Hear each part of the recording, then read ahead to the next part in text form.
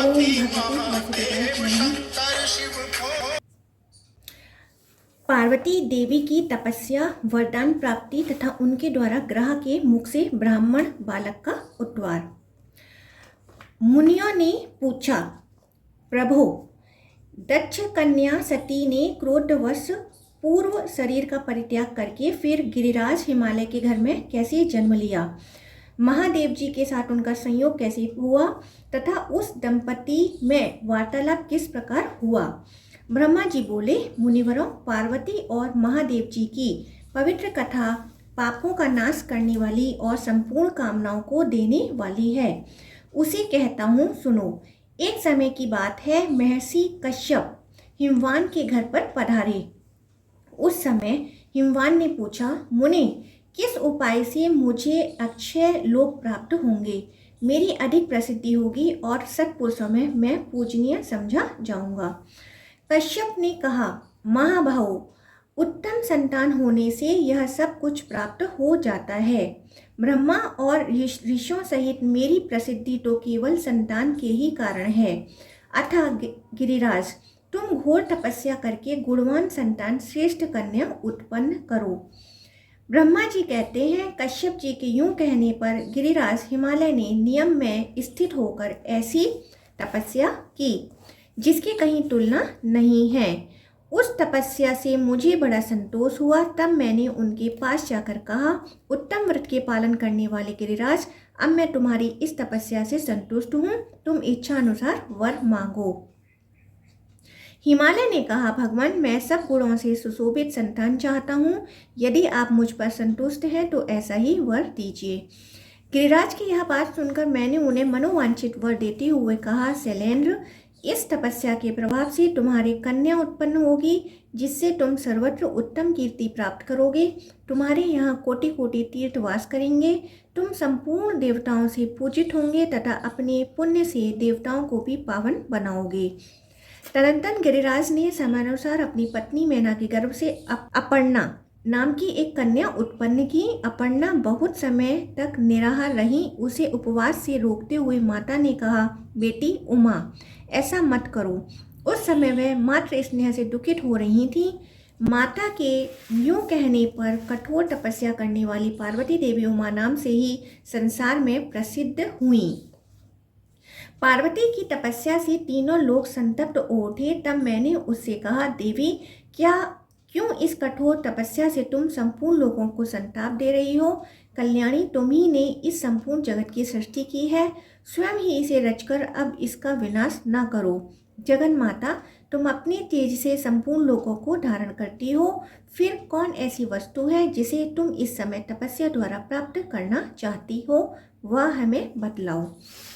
देवी ने कहा, पितामह, मैं जिसके लिए यह तपस्या करती हूँ उसे आप भली भांति जानते हैं, फिर मुझसे क्यों पूछते हैं? तब मैंने पार्वती से कहा, सुबह तुम जिनके लिए तप करती हो वह स्वयं ही तुम्हारा वरण करेंगे। भगवान शंकर ही सर्वश्रेष्ठ पति हैं। वह संपूर्ण लोकेश्वरों के भी ईश्वर हैं। हम सदा ही उनके अधीन रहने वाले किंकर हैं। देवी, वह देवताओं के भी देवता, परमेश्वर और स्वयंभू हैं। उनका स्वरूप बहुत ही उदार है। उनकी समानता करने वाला कहीं कोई भी नहीं है। तत्पश्चात देवताओं ने आकर परम सुंदरी पार्वती जी से कहा, देवी, भगवान शंकर थोड़े ही दिनों में आपके स्वामी होंगे। अब इसके लिए तपस्या ना कीजिए। यूं कहकर देवताओं ने गिरिराज कुमारी की प्रदक्षिणा की और वहां से अंतर्धान हो गए। पार्वती भी तपस्या से निर्वृत्त हो गई, किंतु अपने आश्रम में ही रहने लगी। एक दिन जब वह अपनी आश्रम पर उगे हुए अशोक वृक्ष का सहारा लेकर खड़ी थी, देवताओं की पीड़ा दूर करने वाले भगवान शंकर पधारे। उनके ललाट में चंद्राकार तिलक लगा था।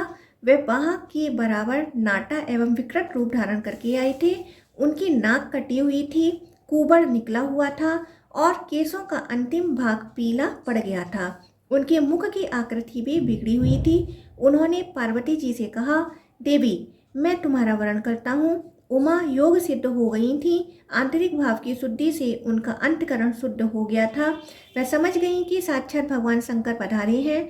तब उनकी कृपा प्राप्त करने की इच्छा से पार्वती जी ने अर्घ, पाग और मधु पर्व के मधुपर्क के द्वारा उनका पूजन करके कहा, भगवान मैं स्वतंत्र नहीं हूँ, घर में मेरे पिता मालिक हैं, वह ही मुझे देने में समर्थ हैं, मैं तो उनकी कन्या हूँ। यह सुनकर देवादिदेव भगवान शंकर ने उस विकृत रूप में ही गिरिराज हिमालय के पास जाकर कहा, शैलेंद्र मुझे अपनी कन्या दीजिए। उस विकृत वेश में अविनाशी रुद्र को ही आया जान गिरिराज को साप से भय हुआ। उन्होंने उदास होकर कहा, भगवान ब्राह्मण इस पृथ्वी के देवता हैं, मैं उनका अनादर नहीं करता, किंतु मेरे मन में पहले से जो कामना है उसे सुनिए। मेरी पुत्री का स्वयंवर होगा, उसमें वह जिसको वरण करेगी वही उसका पति होगा। हिमालय की यह बात सुनकर भगवान शंकर ने देवी के पास आकर कहा, तुम्हारे पिता ने स्वयंवर होने की बात कही है, उसमें तुम जिसका वरण करोगी वही तुम्हारा पति होगा। उस समय किसी रूपवान को छोड़कर तुम मुझ जैसे अयोग्य का वरण कैसे करोगी। उनके यूं कहने पर पार्वती ने उनकी बातों पर विचार करते हुए कहा, महाभाग आपको अन्यथा विचार नहीं करना चाहिए, मैं आपकी को ही वरण करूंगी, इसमें कोई अनोखी बात नहीं है। अथवा यदि आपको मुझ पर संदेह है तो मैं यही आपका वरण करती हूँ। यूं कहकर पार्वती ने अपने हाथों से अशोक का गुच्छा लेकर भगवान शंकर के कंधे पर रखा और कहा, देव मैंने आपका वरण कर लिया। भगवती पार्वती के इस प्रकार वर्णन करने पर भगवान शंकर ने उस अशोक वृक्ष को अपनी वाणी से सजीव करते हुए कहा, अशोक तुम्हारे परम पवित्र गुच्छे से मेरा वर्ण हुआ है, इसलिए तुम जरावस्था से रहित एवं अमर रहोगे। तुम जैसा चाहोगे वैसा रूप धारण कर सकोगे, तुम में इच्छा अनुसार फूल लगेंगे, तुम सब कामनाओं को देने वाले सब प्रकार के आभूषण रूप फूल और फलों से संपन्न एवं मेरे अत्यंत प्रिय होगे। तुम में सब प्रकार की सुगंध होगी तथा तुम देवताओं के अधिक प्रिय बने रहोगे। यूं कहकर जगत की सृष्टि और संपूर्ण भूतों का पालन करने वाले भगवान शंकर हिमालय कुमारी उमा से विदा ले वहीं अंतर्धान हो गए। उनके चले जाने पर पार्वती देवी भी उन्हीं की ओर मन लगाए एक शिला पर बैठ गईं।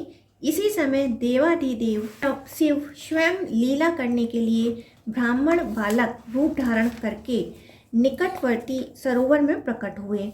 उस समय उन्हें ग्रह ने पकड़ रखा था। वह बोले, हाय, ग्रह से पकड़े जाने के कारण मैं अचेत हो रहा हूँ, कोई हो तो मुझे आकर बचाए।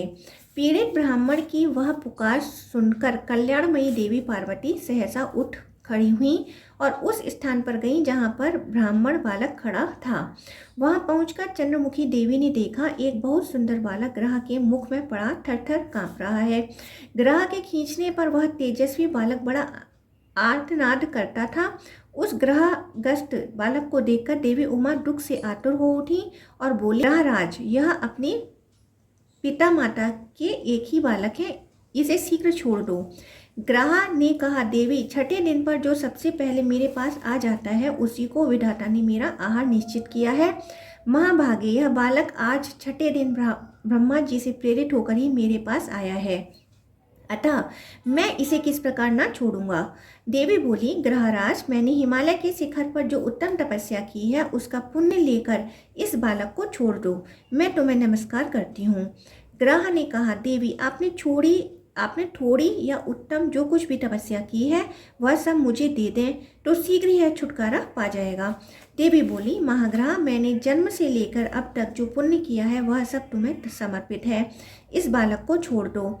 देवी के इतना कहते ही उनके तपस्या से विभूषित हो वह ग्रह दोपहर के सूर्य की भांति तेज से प्रज्वलित हो उठा। उस समय उसकी ओर देखना कठिन हो रहा था। ग्रह ने संतुष्ट होकर विश्व को धारण करने वाली देवी से कहा, महाव्रती, तुमने यह क्या किया? भली भांति सोचकर देखो तो सही। तपस्या का उपार्जन बड़े कष्ट से होता है, अतः उसका परित्याग अच्छा नहीं माना गया है। तुम अपनी तपस्या ले लो, साथ ही इस बालक को भी मैं छोड़ देता हूँ। देवी ने कहा, ग्रह, मुझे अपना शरीर देकर भी यत्न पूर्वक ब्राह्मण की रक्षा करनी चाहिए। तपस्या तो मैं फिर भी कर सकती हूँ, किंतु यह ब्राह्मण पुनः नहीं मिल सकता।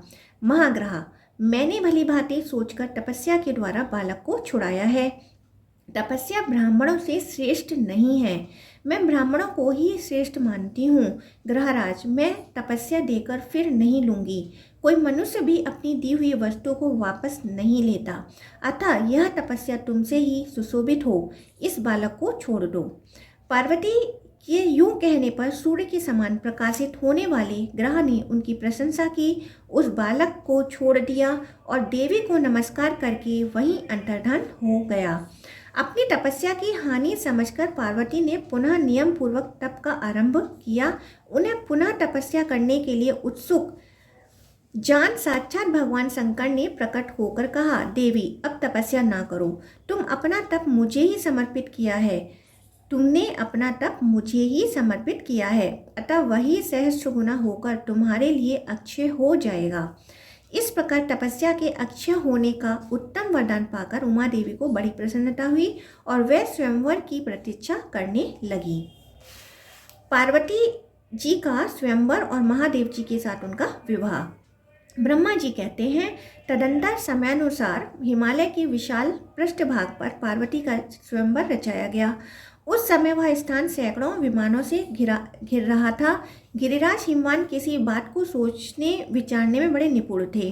पुत्री ने देवादिदेव महादेव जी के साथ जो मंत्रणा की थी वह उन्हें ज्ञात हो गई थी, अतः उन्होंने सोचा, यदि मेरी कन्या संपूर्ण लोकों में निवास करने वाले देवता, दानव तथा सिद्धों के समक्ष महादेव जी का वर्ण करे तो वही वांछनीय पुण्य होगा, उसी में मेरा अभुद्या निहित है।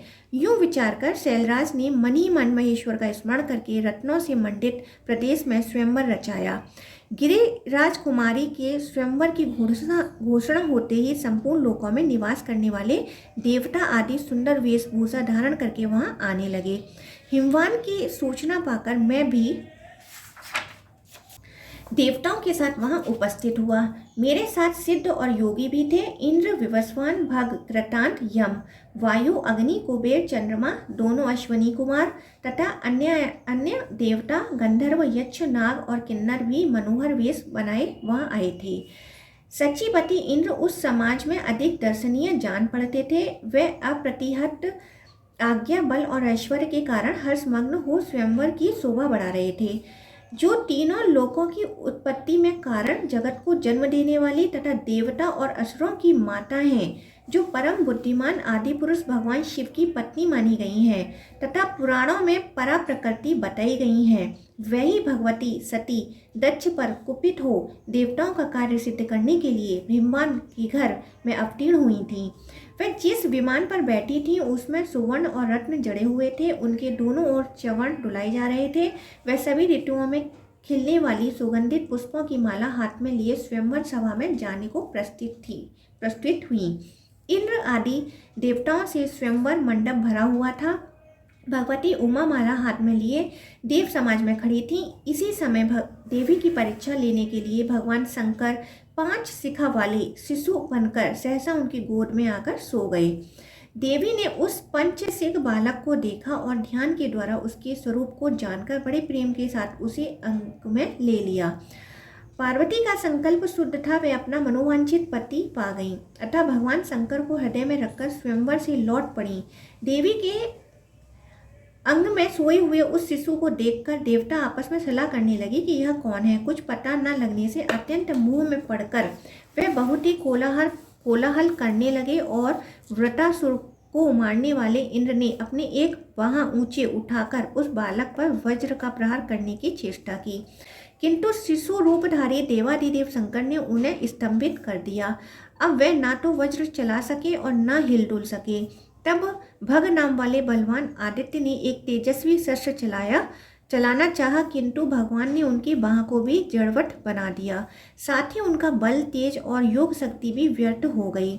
उस समय मैंने परमेश्वर शिव को पहचाना और शीघ्र उठकर उनके चरणों में आदर पूर्वक मस्तक झुकाया। इसके बाद मैंने उनकी स्तुति करते हुए कहा, भगवान आप अजन्मा और अजर देवता हैं। आप ही जगत की सृष्टा, सर्वव्यापक परास्वरूप हैं। प्रकृति पुरुष तथा ध्यान करने योग्य अविनाशी हैं। अमृत परमात्मा ईश्वर महान कारण, मेरे भी उत्पादक, प्रकृति की सृष्टा, सबके रचयिता और प्रकृति से भी परे हैं। ये देवी पार्वती भी प्रकृति रूपा हैं जो सदा ही आपके सृष्टि कार्य में सहायक होती हैं। ये प्रकृति देवी पत्नी रूप में प्रकट होकर जगत के कारणभूत आप परमेश्वर को प्राप्त हुई हैं। महादेव, देवी पार्वती के साथ आपको नमस्कार है। देवेश्वर, आपके ही प्रसाद और आदेश से मैंने इन देवता आदि प्रजाओं की सृष्टि की है। ये देवगण आपके योग माया से मोहित हो रहे हैं। आप इन पर कृपा कीजिए जिससे ये पहले जैसे हो जाएं। तदंतर मैंने संपूर्ण देवताओं से कहा, अरे तुम सब लोग कितने मूढ़ हो, इन्हें नहीं जानते, ये साक्षात भगवान शंकर हैं। अब शीघ्र इन्हीं की शरण में जाओ। तब वह सब जड़वत बने हुए देवता शुद्ध चित्त से मन ही मन महादेव जी को प्रणाम करने लगे। इससे देवादिदेव महेश्वर ने प्रसन्न होकर उनका शरीर पहले जैसा कर दिया। तत्पश्चात देवेश्वर शिव ने परम अद्भुत त्रिनेत्रधारी विग्रह धारण किया। उस समय उनके तेज से तिरस्कृत हो संपूर्ण देवताओं ने नेत्र बंद कर लिए। तब उन्होंने देवताओं को दिव्य दृष्टि प्रदान की जिससे वे उनके स्वरूप को देख सकते थे। वह दृष्टि पाकर देवताओं ने परम देवेश्वर भगवान शिव का दर्शन किया। उस समय पार्वती देवी ने अत्यंत प्रसन्न हो समस्त देवताओं के देखते देखते अपनी हाथ की माला भगवान के चरणों में चढ़ा दी। यह सब देख से देवता साधु साधु कहने लगे। फिर उन लोगों ने पृथ्वी पर मस्तक टेककर देवी सहित महादेव जी को प्रणाम किया। इसके बाद देवताओं सहित मैंने हिमवान से कहा, शैलराज, तुम सबके लिए स्पृहणीय, पूजनीय, वंदनीय तथा महान हो, क्योंकि साक्षात महादेव जी के साथ तुम्हारा संबंध हो रहा है। यह तुम्हारे लिए महान अभूत्य की बात है। अब शीघ्र ही कन्या का विवाह करो, विलंब क्यों करते हो। मेरी बात सुनकर हिमवान ने नमस्कार पूर्वक मुझसे कहा, देव, मेरे सब प्रकार के अभ्युदयों में आप ही कारण हैं। पितामह, जब जिस विधि से विवाह करना उचित हो वह सब आप ही कराएं। तब मैंने भगवान शिव से कहा, देव, अब हम उमा के साथ विवाह करें। उन्होंने उत्तर दिया, जैसी आपकी इच्छा। फिर तो हम लोगों ने महादेव जी के विवाह के लिए तुरंत ही एक मंडप तैयार किया जो नाना प्रकार के रत्नों से सुशोभित था। बहुत से रत्न, चित्र विचित्र मणियां, सुवर्ण और मोती आदि द्रव्य स्वयं ही मूर्तिमान होकर उस मंडप को सजाने लगे। मरकत मणि का बना हुआ फर्श विचित्र दिखाई देने लगा। सोने के खम्भों से उसकी शोभा और भी बढ़ गई थी। स्फटिक मणि की बनी हुई दीवार चमक रही थी। द्वार पर मोतियों की झालरें लटक रही थी। चंद्रकांत और सूर्यकांत मणि सूर्य और चंद्रमा के प्रकाश पाकर पिघल रहे थे। वायु मनोहर सुगंध लेकर भगवान शिव के प्रति अपनी भक्ति का परिचय देती हुई मंद गति से बहने लगी। उसका स्पर्श सुखद जान पड़ता था। चारों समुद्र, इंद्र आदि श्रेष्ठ देवता, देवनदियाँ, महानदियाँ, सिद्ध, मुनि, गंधर्व, अप्सराएं, नाग, यक्ष, राक्षस, जलचर, खेचर, किन्नर तथा चारणगण भी उस विवाहोत्सव में मूर्तिमान होकर सम्मिलित हुए थे। टुम्बरू, नारद, हाहा और हुहू आदि समागान करने वाले गंधर्व मनोहर बाजे लेकर उस विशाल मंडप में आए थे। ऋषि गाथाएं कहते, तपस्वी वेद पढ़ते तथा मन ही मन प्रसन्न होकर वे पवित्र वैवाहिक मंत्रों का जप करते थे। संपूर्ण जगन माताएं और देव कन्याएं हर्षमग्न हो मंगल गान कर रही थीं। भगवान शंकर का विवाह हो रहा था। यह जानकर भांति भांति की सुगंध और सुख का विस्तार करने वाली छहों ऋतुओं वहां साकार होकर उपस्थित थीं। इस प्रकार जब संपूर्ण भूत वहां एकत्रित हुए और नाना प्रकार के बाजे बजाने लगे, उस समय मैं पार्वती को योग्य वस्त्राभूषणों से विभूषित कराकर स्वयं ही मंडप में ले आया। फिर मैंने भगवान शंकर से कहा, देव, मैं आपका आचार्य बनकर अग्नि में हवन करूंगा। यदि आप मुझे आज्ञा दें तो विधि पूर्वक इस कार्य का अनुष्ठान आरंभ हो। तब देवादिदेव शंकर ने मुझसे इस प्रकार कहा, ब्राह्मण, जो भी शास्त्रोक्त विधान हो उसे इच्छानुसार कीजिए। मैं आपकी प्रत्येक आज्ञा का पालन करूंगा। यह सुनकर मेरे मन में बड़ी प्रसन्नता हुई और मैंने तुरंत ही कुश हाथ में लेकर महादेव जी तथा पार्वती देवी के हाथ को योग बंधन से युक्त कर दिया। उस समय वहां अग्निदेव स्वयं ही हाथ जोड़कर उपस्थित हो गए। श्रुतियों के गीत और महामंत्र भी मूर्तिमान होकर आ गए थे। मैंने शास्त्रीय विधि से अमृत स्वरूप घृत का होम किया और उस दिव्य दंपति के द्वारा अग्नि की प्रदक्षिणा कराई। उसके बाद उनके हाथों को योग बंधन से मुक्त किया। इस प्रकार क्रमशः वैवाहिक विधि पूर्ण की गई। इस कार्य में संपूर्ण देवताओं, मेरे मानस पुत्रों तथा सिद्धों का भी सहयोग था। विवाह समाप्त होने पर मैंने भगवान शंकर को प्रणाम किया। योग शक्ति से ही पार्वती और परमेश्वर का उत्तम विवाह संपन्न हुआ। ब्राह्मणों, इस प्रकार मैंने तुम सब लोगों से पार्वती जी के स्वयंवर और महादेव जी के उत्तम विवाह की कथा कह सुनाई। देवताओं द्वारा महादेव जी की स्तुति, कामदेव का दाह तथा महादेव जी का मेरू पर्वत पर गमन। ब्रह्मा जी कहते हैं, अमित तेजस्वी महादेव जी का विवाह हो जाने पर इंद्र आदि देवताओं के हर्ष की सीमा न रही। उन्होंने भगवान शंकर को प्रणाम किया और इस प्रकार स्तुति आरंभ की। देवता बोले, पर्वत जिनका लिंगमय स्वरूप है, जो पर्वतों के स्वामी हैं, जिनका वेग पवन के समान है, जो विकृत रूप धारण करने वाले तथा अपराजित हैं, जो क्लेशों का नाश करके शुभ संपत्ति प्रदान करते हैं, उन भगवान शंकर को नमस्कार है। नीले रंग की चोटी धारण करने वाले अंबिकापति को नमस्कार है। वायु जिनका स्वरूप है और जो सैकड़ों रूप धारण करने वाले हैं, उन भगवान शिव को प्रणाम है।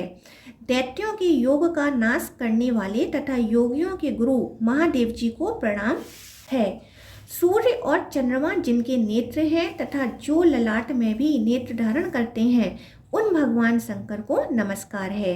जो शमशान में क्रीड़ा करते हैं और वर देते हैं, जिनके 3 नेत्र हैं, उन देवेश्वर शिव को प्रणाम है। जो गृहस्थ होते हुए भी साधु हैं, नित्य जटा एवं ब्रह्मचार्य धारण करने वाले हैं, उन भगवान शंकर को नमस्कार है। जो जल में तपस्या करते, योग जनित ऐश्वर्य देते, मन को शांत रखते, इंद्रियों का दमन करते तथा प्रलय और सृष्टि के कर्ता हैं, उन महादेव जी को प्रणाम है। अनुग्रह करने वाले भगवान को नमस्कार है। पालन करने वाले शिव को प्रणाम है। रुद्र, वसु, आदित्य और अश्विनी कुमारों के रूप में वर्तमान भगवान शंकर को नमस्कार है।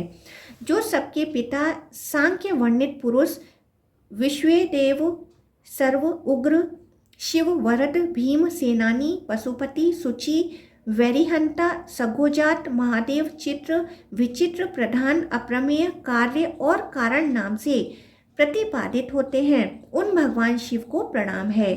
भगवान पुरुष रूप में आपको नमस्कार है। पुरुष में इच्छा उत्पन्न करने वाले आपको प्रणाम है। आप ही पुरुष का प्रकृति के साथ संयोग कराते हैं और आप ही प्रकृति में गुणों का आदान करने वाले हैं, आपको नमस्कार है।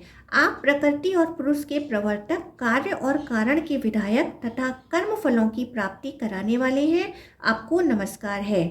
आप काल के ज्ञाता, सबके नियंता, गुणों की विषमता के उत्पादक तथा प्रजा वर्ग को जीविका प्रदान करने वाले हैं, आपको नमस्कार है।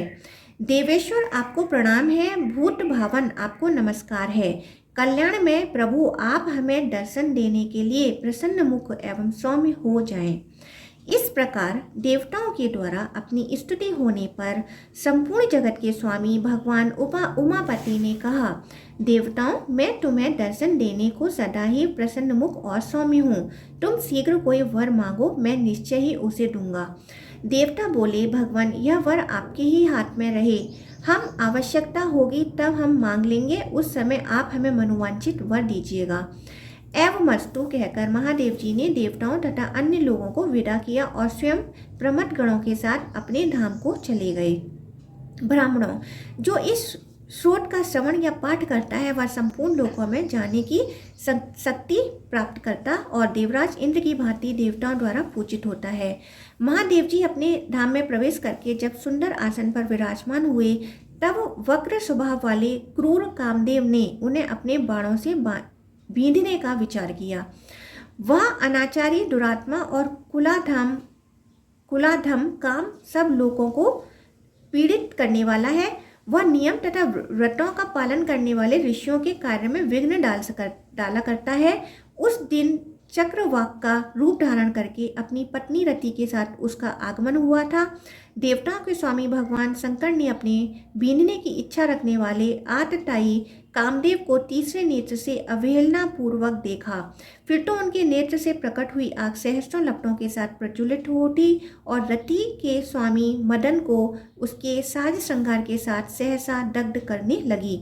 उस समय जलता हुआ कामदेव बड़े करुण स्वर में आर्तनाद करने लगा और भगवान शिव को प्रसन्न करने के लिए धरती पर गिर पड़ा। इतने में उसके सब अंगों में आग फैल गई और सब लोगों को ताप देने वाला काम स्वयं ही पृथ्वी पर गिरकर क्षण भर में मूर्छित हो गया। उसकी पत्नी रति अत्यंत दुखित हो करुणा में विलाप करने लगी। उस दुखिनी ने महादेव जी तथा पार्वती देवी से अपने पति के लिए याचना की। उसके दुख को जानकर दयालु दंपति ने उसे सांत्वना देते हुए कहा, कल्याणी, कामदेव तो अब निश्चय ही दग्ध हो गया। अब यहाँ इसकी उत्पत्ति नहीं हो सकती, परंतु शरीर रहित होते हुए भी यह तुम्हारे सब कार्य सिद्ध करता रहेगा। सुबह जब भगवान विष्णु वसुदेव नंदन श्री कृष्ण के रूप में इस पृथ्वी पर अवतार लेंगे, उस समय उन्हीं के पुत्र रूप में तुम्हारे पति का जन्म होगा। इस प्रकार वरदान पाकर काम पत्नी रति खेद रहित एवं प्रसन्न हो अपनी अभीष्ट स्थान को चली गईं। इधर भगवान शंकर कामदेव को दग्ध करने के पश्चात भगवती उमा के साथ हिमालय पर प्रसन्नतापूर्वक भ्रमण करने लगे। पार्वती जी ने कहा, भगवान देवेश्वर, अब मैं इस पर्वत पर नहीं रहूंगी, अब मेरे लिए दूसरा कोई निवास स्थान बनाइए। महादेव जी बोले, देवी, मैं तो सदा तुमसे अन्यत्र रहने को कहता था, किंतु तुम्हें कभी अन्य किसी स्थान का निवास पसंद नहीं आया। आज स्वयं ही तुम अन्यत्र रहने की इच्छा क्यों करती हो, इसका कारण बताओ।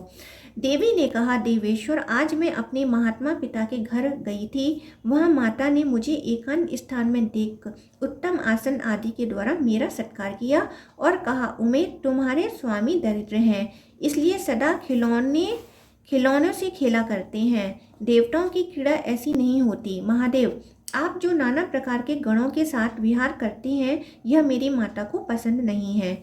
यह सुनकर महादेव जी हंस पड़े और देवी को हंसाते हुए बोले, प्रिय, बात तो ऐसी ही है, इसके लिए तुम्हें दुख क्यों हुआ? मैं कभी हाथी के चमड़े लपेटता, कभी दिगंबर बना रहता, शमशान भूमि में निवास करता, बिना घर द्वार होकर जंगलों में पर्वत की कंदराओं में रहता तथा अपने गणों के साथ घूमता फिरता हूँ। इसके लिए तुम्हें माता पर क्रोध नहीं करना चाहिए। तुम्हारी माता ने सब ठीक ही कहा है।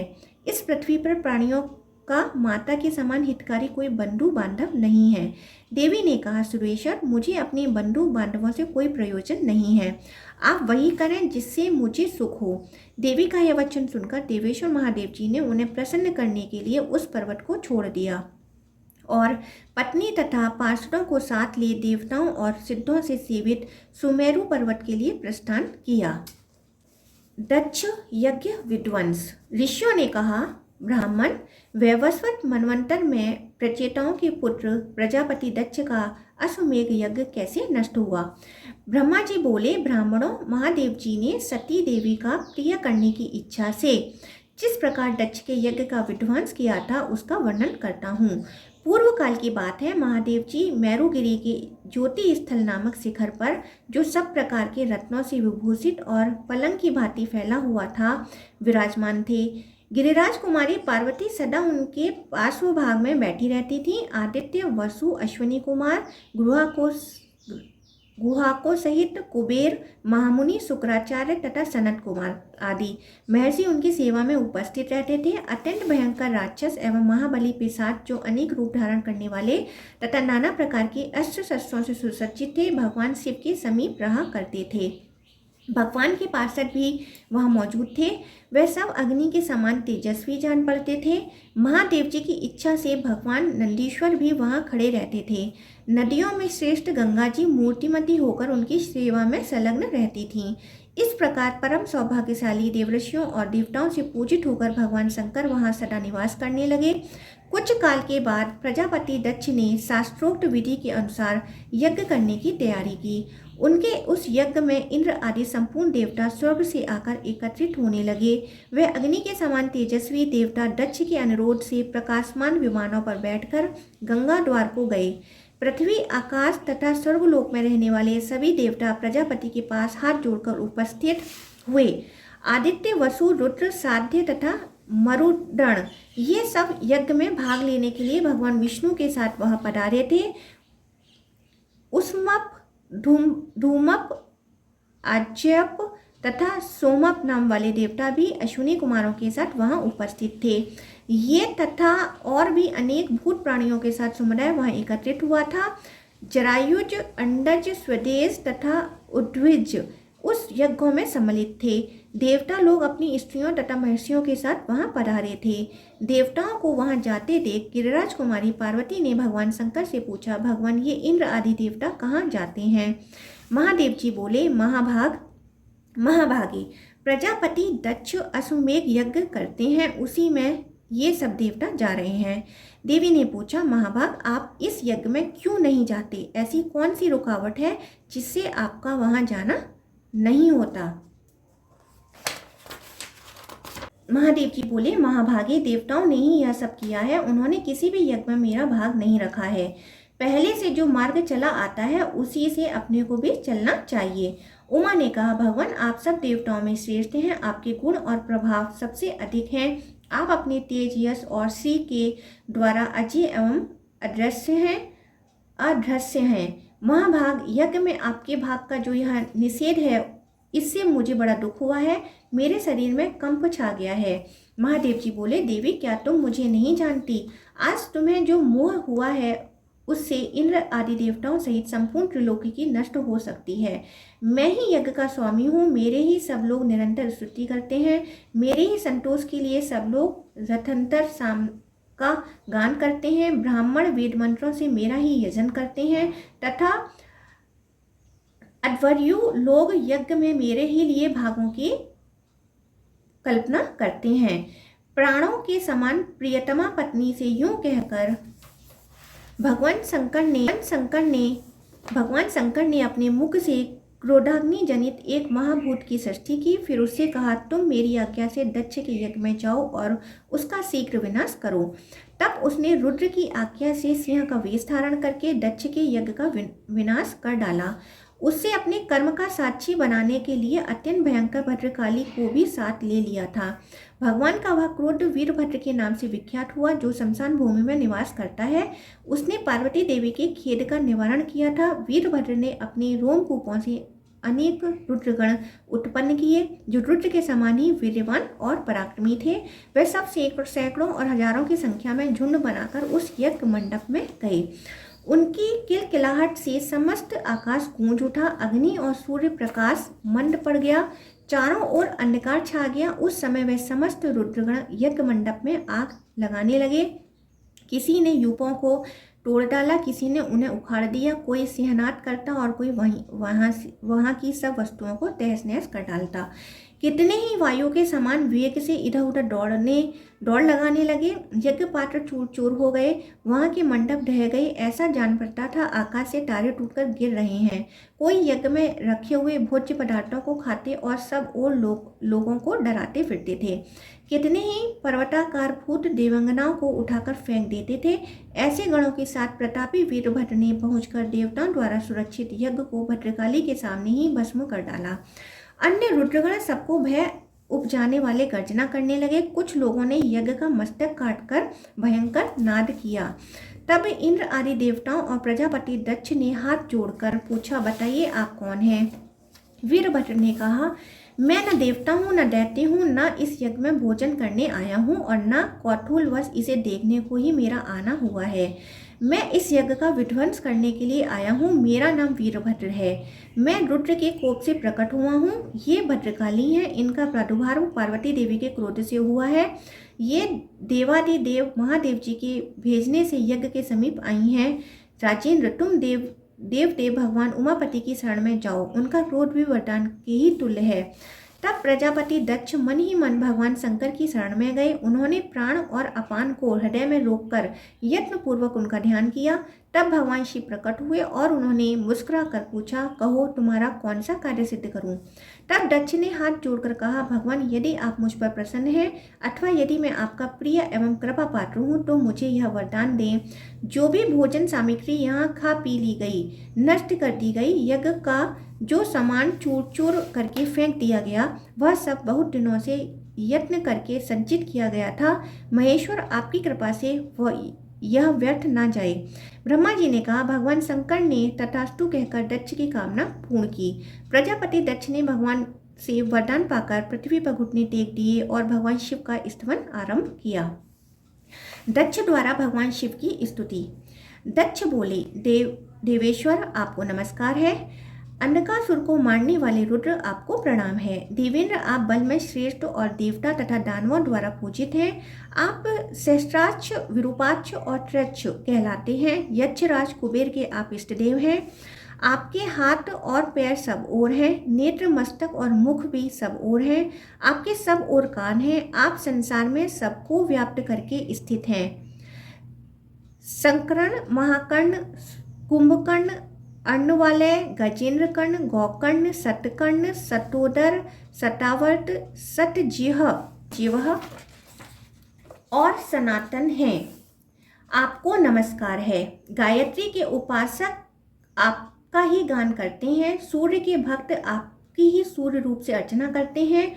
आप देवता और दानवों के रक्षक ब्रह्मा तथा इंद्र हैं। आप मूर्तिमान, महामूर्ति और जल के भंडार रूप समुद्र हैं। जैसे गौशाला में गौएं रहती हैं, उसी प्रकार आप में संपूर्ण देवता निवास करते हैं। आपके शरीर में चंद्रमा, अग्नि, वरुण, सूर्य, विष्णु, ब्रह्मा तथा बृहस्पति को देखता हूँ।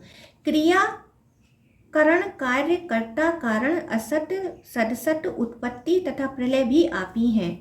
भव, सृष्टिकर्ता, सर्व, रुद्र, रुलाने वाले, वरद, पशुपति, अंधकासुर घाती, त्रिजट, त्रिशीर्ष, त्रिशूलधारी, त्र्यंबक, त्रिनेत्र, त्रिपुरा नाशक आप भगवान शिव को नमस्कार है।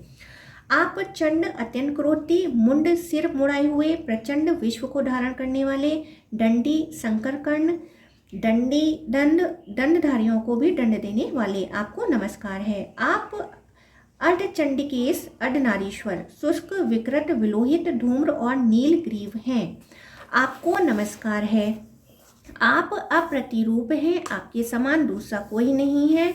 आपको नमस्कार है। आप विरूप, विकराल रूप वाले होते हुए भी शिव कल्याणमय हैं। आप ही सूर्य और उनके स्वामी हैं। आपकी ध्वजा और पताका में सूर्य के चिन्ह हैं। आपको नमस्कार है। ब्रह्मत गणों के स्वामी आपको नमस्कार है। आपके कंधे वृषभ के कंधे के समान मार्शल हैं। आपको नमस्कार है। आप हिरण्यगर्भ एवं हिरण्य कवच हैं। आपको नमस्कार है। आप हिरण्य सुवर्ण की चूड़ा धारण करने वाले और हिरण्यपति हैं। आपको नमस्कार है। आप शत्रुओं के घातक, अत्यंत क्रोधी तथा पत्तों के समूह पर शयन करने वाले हैं। आपको नमस्कार है। आपकी स्तुति की गई है। इस समय भी आपकी स्तुति की जाती है तथा आप ही स्तुति स्वरूप हैं। आपको नमस्कार है। आप सर्वस्वरूप, सर्वभक्षी एवं सब भूतों के अंतरात्मा हैं। आपको नमस्कार है। आप ही होम और मंत्र हैं। आपकी ध्वजा पताका श्वेत रंग की है। आपको नमस्कार है। आप ही अनम्य और आप ही नमन करने योग्य हैं। आप हर्षमग्न होकर किलकारियों भरने वाले हैं। आपको नमस्कार है। सोते हुए, सोए हुए, सोकर उठे हुए, खड़े हुए और दौड़ते हुए आपको नमस्कार है। कुबड़े और कुटिल रूप में आपको नमस्कार है। आप सदा तांडव नृत्य करने वाले, मुख से बाजा बजाने वाले हैं। आपको नमस्कार है। आप बाधा निवारण करने वाले, लुब्ध एवं गान बजान करने वाले हैं। आपको नमस्कार है। ज्येष्ठ और श्रेष्ठ रूप से आपको नमस्कार है। बल का मंथन करने वाले आपको नमस्कार है। उग्र रूप वाले आपको सदा नमस्कार है। 10 भुजाओं वाले आपको नित्य प्रणाम है। हाथ में कपाल धारण करने वाले आपको नमस्कार है। श्वेत भस्म आपको अधिक प्रिय है। आप भयभीत करने वाले, भयंकर एवं कठोर व्रत धारण करने वाले हैं। आपको नमस्कार है। आपका मुख नाना प्रकार से विकृत है। जीवा तलवार के समान है और दांत बड़े बड़े भयंकर हैं। पच्छ, मांस और लबाद आदि काल के भेद आपके ही स्वरूप हैं। आपको तुम्बी और वीणा बहुत ही प्रिय है। आपको नमस्कार है। आपका रूप घोर और अघोर दोनों ही हैं। आप घोर और अघोर तक हैं। ऐसे ही होते हुए भी आप शिव, शांत तथा अत्यंत शांत हैं। आपको नमस्कार है। शुद्ध बुद्धि रूप आपको नमस्कार है। सबको बांटना आप अधिक पसंद करते हैं। आप पवन, सूर्य एवं सांख्य परायण हैं। आप एक प्रचंड घंटा धारण करने वाले और घंटा ध्वनि के समान बोलने वाले हैं। आपके पास बराबर घंटा रहा करता है। आपके पास बराबर घंटा रहा करता है, आप लाखों घंटे वाले हैं, घंटों की माला आपको अधिक प्रिय है। मैं आपको प्रणाम करता हूँ, आप प्राणों को दंड देने वाले नित्य एवं लोहित रूप हैं, आपको नमस्कार है। आप हूँ हूँ करने वाले रुद्र एवं भगकार प्रिय हैं, आपको नमस्कार है। आपका कहीं पार नहीं है, आप सदा पर्वतीय वृक्षों को अधिक पसंद करते हैं, आपको नमस्कार है। यज्ञों के अधिपति रूप में आपको नमस्कार है। आप भूत एवं प्रस्तुत वर्तमान रूप हैं, आपको नमस्कार है। आप यज्ञ वाहक जितेंद्रिय सत्य स्वरूप भग तट पर होने योग्य तथा तटनीपति समुद्र हैं, आपको नमस्कार है। आप अन्नदाता अन्नपति और अन्न के भोगी हैं, आपको नमस्कार है। आपके सहस्त्रों मस्तक और सहस्त्रों चरण हैं, आप सहस्त्रों सूल उठाए रहने वाले और सहस्त्रों नेत्रों वाले हैं, आपको नमस्कार है। आपका वर्ण उदयकालीन सूर्य के समान लाल है, आप बालक रूप धारण करने वाले हैं, आपको नमस्कार है। आप बाल्य सूर्य स्वरूप हैं और काल आपका खिलौना है, आपको नमस्कार है। आप शुद्ध बुद्ध क्षोभण तथा 6 रूप हैं, आपको नमस्कार है। आपके केस गंगा जी की तरंगों से अंकित रहते हैं, आप अपने मस्तक के बाल खुले रखते हैं। आप संध्यादि 6 कर्मों में निष्ठा रखने वाले तथा सृष्टि आदि 3 कर्मों का निरंतर पालन करने वाले हैं, आपको नमस्कार है। आप वर्णों और आश्रमों के पृथक पृथक धर्म की विधि पूर्वक प्रवृत्ति करने वाले हैं, आपको नमस्कार है। आप श्रेष्ठ ज्येष्ठ तथा पक्षियों के समान कलकल शब्द करने वाले हैं, आपको नमस्कार है। आपके नेत्र श्वेत पीले काले और लाल रंग वाले हैं। आप धर्म काम अर्थ मोक्ष क्रथन संहार करता सांख्य प्रधान और योग के अधिपति हैं, आपको नमस्कार है। आप रथ संचार योग सड़क से रथ पर बैठकर चलते हैं, चौराहा आपका मार्ग है, आपको नमस्कार है। आप काला मृगचर्म ओढ़ते और सर्प का यज्ञोपवीत पहनते हैं। ईशान आप रुद्र समुदाय स्वरूप हैं। हरि केस पीले केस वाले, आपको नमस्कार है। व्यक्त स्वरूप अंबिका नाथ आप त्रिनेत्रधारी को नमस्कार है। काल और कामदेव के मद को इच्छा अनुसार चूर्ण करने वाले तथा दुष्टों और उद्दंडों का नाश करने वाले महेश्वर, आपको नमस्कार है। सबके द्वारा निंदित और सबके संहार सगो जात, आपको नमस्कार है। दूसरों को उन्मत्त बनाने वाले सैकड़ों आवर्तों से युक्त शिव, आपके मस्तक के बाल गंगा जी के जल से भीगे रहते हैं, आपको नमस्कार है। चंद्रा अर्ध संयोगावर्त और मेघावर्त नाम से पुकारे जाने वाले, आपको नमस्कार है। आप अन्नदान करने वाले अन्नदाताओं के प्रभु अन्नभोक्ता और रक्षक हैं, आपको नमस्कार है। आप ही प्रलयकालीन अग्नि हैं, देव देवेश्वर आप ही जरायुज अंडज स्वदेज और उद्वेज, ये 4 प्रकार के जीव हैं। चराचर जगत की सृष्टि और संहार करने वाले भी आप ही हैं। विश्वेश्वर आप ही ब्रह्मा हैं, जल में स्थित जो ब्रह्मा है उसे आपका ही स्वरूप बतलाते हैं। आप ही सबके परम योनि हैं। चंद्रमा और ज्योति के भंडार भी आप ही हैं। ब्रह्मावादी महर्षि आपको ही रक साम तथा ओमकार कहते हैं। साम गान करने वाले ब्रह्मा वेता तथा श्रेष्ठ देवता हाई हाई खरे हाई हुआ हाव आदि साम ऋचाओं का निरंतर उच्चारण करते हुए आप का ही यशोगान करते हैं। आप ही यजुर्वेद ऋग्वेद सामवेद तथा अथर्ववेदमय हैं। ब्रह्मावेता कल्प और उपनिषद आदि के समूह से आपके ही स्वरूप का अध्ययन करते हैं। ब्राह्मण क्षत्रिय वैश्य शूद्र आदि जो वर्ण और आश्रम है वह सब आप ही हैं।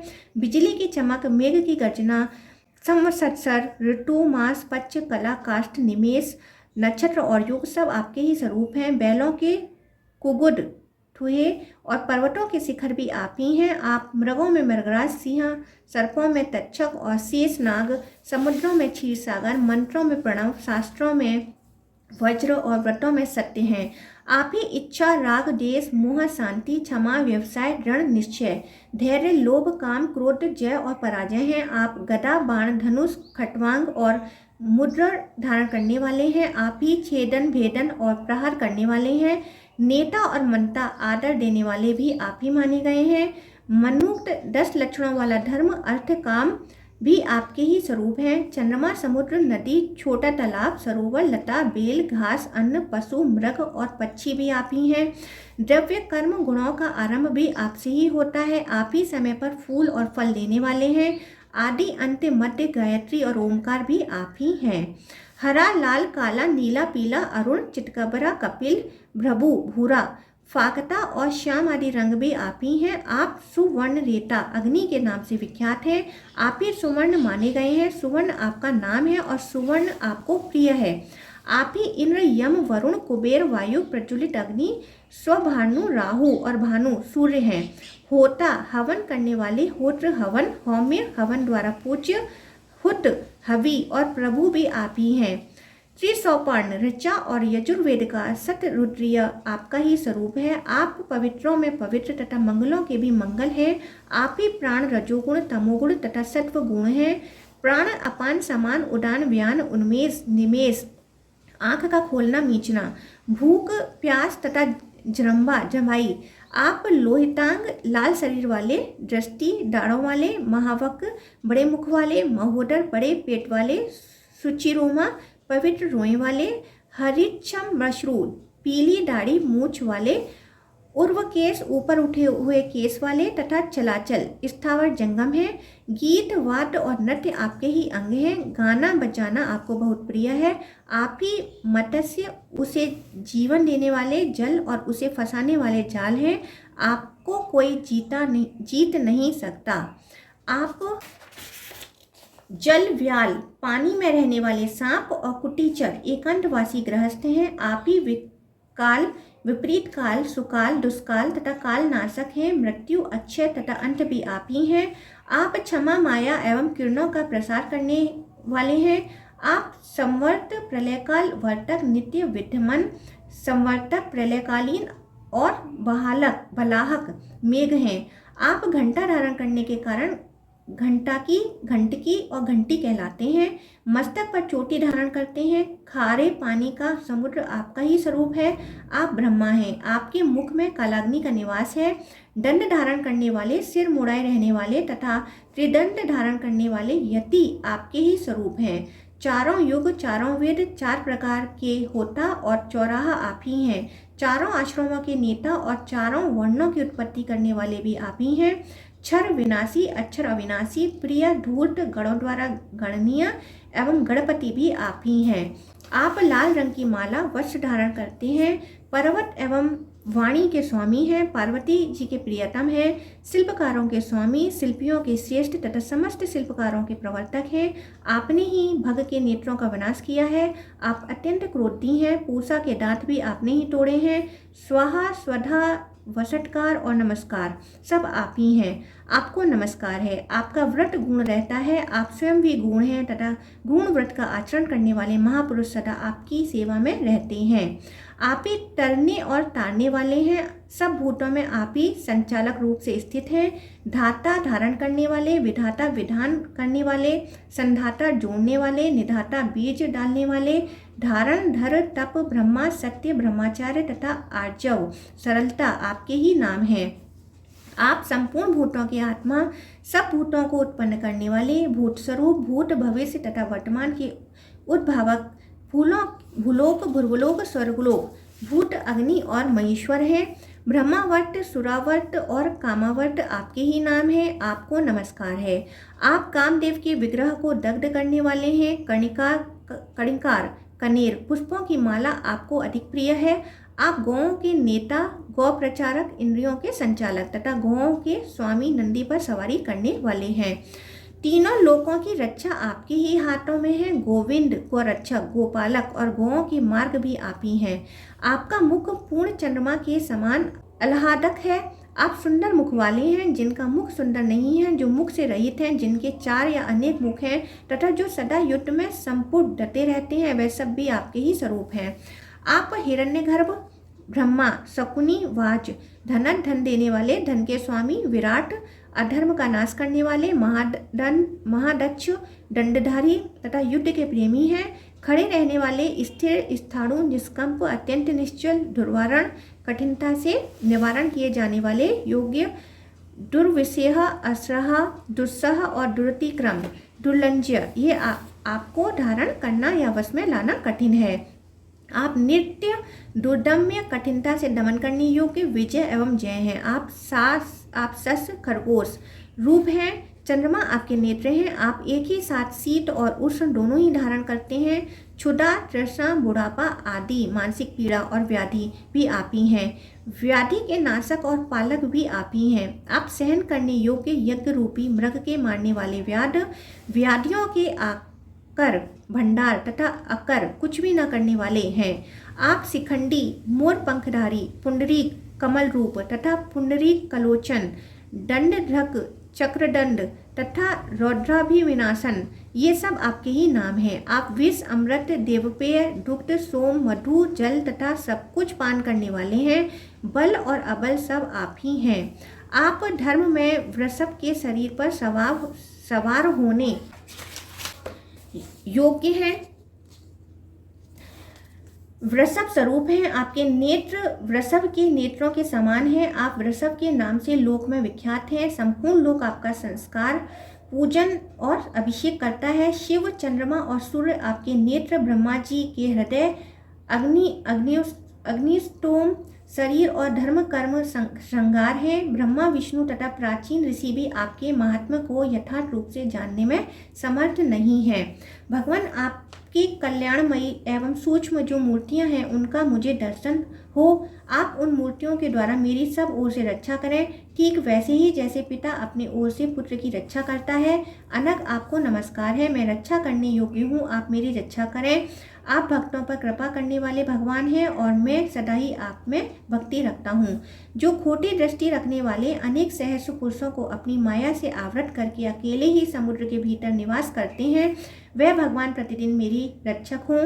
निद्रा से रहित प्राणों को वश में रखने वाले, सत्व गुण में स्थित समदर्शी योगीजन योगाभ्यास करते समय जिनके ज्योतिर्मय स्वरूप का दर्शन करते हैं, उन योगात्मा को नमस्कार है। जो प्रलय काल उपस्थित होने पर संपूर्ण भूतों को अपना ग्रास बनाकर जल के भीतर शयन करते हैं, उन भगवान जलाशयी को की मैं शरण लेता हूँ।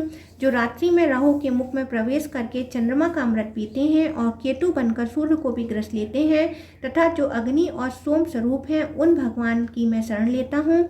समस्त देहधारियों की देहों में स्थित अंगूठे के बराबर आकार वाले जितने भी जीवात्मा हैं, वे सब आपके ही स्वरूप हैं। अतः वह सदा मेरी रक्षा करें और सदा मुझे तप्त बनाए रखें। जो अभी उत्पन्न नहीं हुए हैं तथा जो जल के भीतर स्थित हैं, उन सब गर्भों को जिनसे स्वहा पुष्टि प्राप्त होती है तथा जिनकी कृपा से उन्हें स्वधा स्वादिष्ट रस का आस्वादन सुलभ होता है, जो शरीर के भीतर रहकर स्वयं नहीं रोते और प्राणियों को रुलाते हैं, जो सबको हर्ष प्रदान करते किंतु स्वयं हर्ष का अनुभव नहीं करते, उन सब को शिव रूप में सदा सर्वदा नमस्कार है। जो समुद्र, नदी, दुर्गम स्थान, पर्वत, गुफा, वृक्षों की जड़, गौशाला, अगम्य पथ, गहन वन, चौराहा, सड़क, सभा, गजशाला, अश्वशाला, रथशाला, प्राचीन वाटिका, पुराने घर, पांचों भूत, दिशा विदिशा, इंद्र और सूर्य के मध्य चंद्रमा और सूर्य की किरण तथा रसातल में जो शिव स्वरूप जीव रहते हैं और उन स्थानों से परे जिनकी स्थिति है, उन सबको सब प्रकार से नमस्कार है, नमस्कार है, नमस्कार है। भगवान, आप सर्वस्वरूप, सर्वव्यापी देवता, संपूर्ण भूतों के स्वामी, सबकी उत्पत्ति के कारण तथा संपूर्ण भूतों के अंतरात्मा हैं, इसलिए आपको पृथक निमंत्रित नहीं किया गया। देव, भांति भांति की दक्षिणा वाले यज्ञों द्वारा आपका ही यजन किया जाता है। आप ही सबके कर्ता धर्ता हैं, इसलिए आपको मैंने निमंत्रित नहीं किया। अथवा देव, आपकी सूक्ष्म दुर्बोध माया से मैं मोहित था, इसी कारण आपको निमंत्रण नहीं दिया। देवेश्वर, मुझ पर प्रसन्न होइए, आप ही मुझे शरण देने वाले हैं, आप ही मेरी गति और प्रतिष्ठा हैं, दूसरा कोई नहीं है, ऐसा मेरा दृढ़ विश्वास है। इस प्रकार महादेव जी की स्तुति करके प्रजापति दक्ष चुप हो गए। तब भगवान शिव ने कहा, उत्तम व्रत का पालन करने वाले दक्ष, मैं तुम्हारे इस स्रोत से बहुत प्रसन्न हूँ। अधिक कहने से क्या लाभ, तुम्हें मेरा सामीप्य प्राप्त होगा। यूं कहकर देवेश्वर महादेव जी अपनी पत्नी और पार्षदों के साथ अमित तेजस्वी दक्ष की दृष्टि से ओझल हो गए। जो मनुष्य दक्ष द्वारा किए हुए इस स्रोत का श्रवण या कीर्तन करता है, उसका तनिक भी अमंगल नहीं होता, उसे दीर्घ आयु की प्राप्ति होती है। जैसे संपूर्ण देवताओं में भगवान शिव श्रेष्ठ हैं, उसी प्रकार सब स्रोतों में यह दक्ष निर्मित स्रोत श्रेष्ठ है। जो लोग यश, स्वर्ग, देवताओं का ऐश्वर्य, धन, विजय और विद्या आदि की अभिलाषा रखते हैं, उन्हें यत्नपूर्वक भक्ति के साथ इस स्रोत द्वारा भगवान शिव की स्तुति करनी चाहिए। रोगी, दुखी, दीन, भय आदि से ग्रस्त तथा राजकाज में नियुक्त मनुष्य इस स्रोत के प्रभाव से महान भय से मुक्त हो जाता है तथा भगवान शिव से इस लोक में सुख पाकर उसी शरीर में गणों का स्वामी बन जाता है।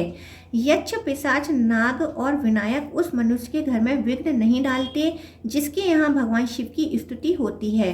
दक्ष द्वारा किए हुए इस स्रोत का पाठ करने वाला मनुष्य सब पापों से मुक्त हो जाता है और मरने के बाद देवताओं द्वारा पूजित होता है। इस परम गोपनीय स्रोत का श्रवण करके पाप योनि वाले मनुष्य तथा वैश्य, स्त्री एवं शूद्र भी रुद्रलोक प्राप्त करते हैं। जो द्विज प्रत्येक पर्व में ब्राह्मणों को सदा इस स्रोत का श्रवण कराता है वह निसंदेह भगवान शिव के लोक में जाता है। ओम भगवते वासुदेवाय नमः। ओम नमः शिवाय।